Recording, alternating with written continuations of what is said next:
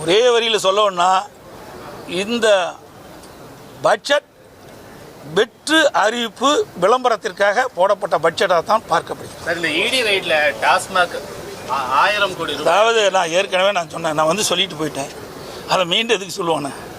நீங்கள் பார்த்தீங்கன்னா அதில் 1000 கோடிக்கு அமலாக்கத்துறை அறிவிச்சு 1000 கோடி ஊழல் முறைகேடு நடைபெற்றதாக அமலாக்கத்துறையுடைய அறிவிப்பு.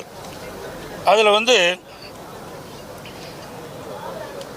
இடி டாஸ்மாக் மற்றும் அதனுடன் தொடர்புடைய நிறுவனங்கள் நபர்கள் மீது PMLA 2002 சட்டத்தின் கீழ் 6/3/2025 அன்று தமிழ்நாட்டின் பல மாவட்டங்களில் சோதனை நடத்தப்பட்டிருக்கிறது.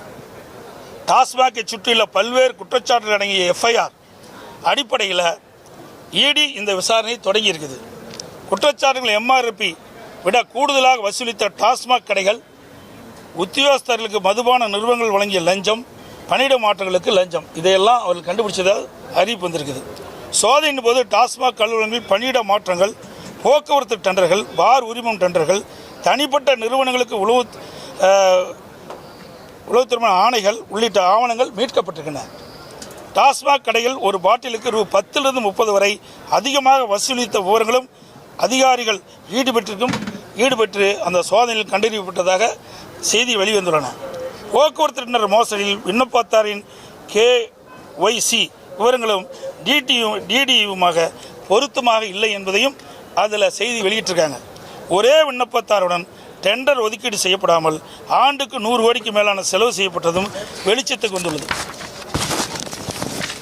பார் உரிமம் டெண்டர்களில் GST பேன் இல்லாதவர்களும் முறையான KYC இல்லாதவர்களும் டெண்டர் பெற்றுள்ளனர் என்பதும் இந்த சோதனையில் கண்டுபிடிக்கப்பட்டதாக செய்தி வெளிவந்துள்ளன.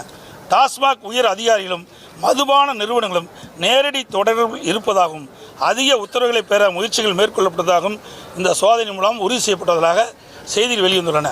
மேற்கண்ட அனைத்து நடவடிக்கைகளும் PMLA 2002 மற்றும் ஊழல் தடுப்பு சட்டம் 1988 ஏற்ப குற்றச்செயலாக இடி உறுதி செய்துள்ளதாக அறிவிப்பு அமலாக்கத்திலிருந்து வெளியிடப்பட்டுள்ளது.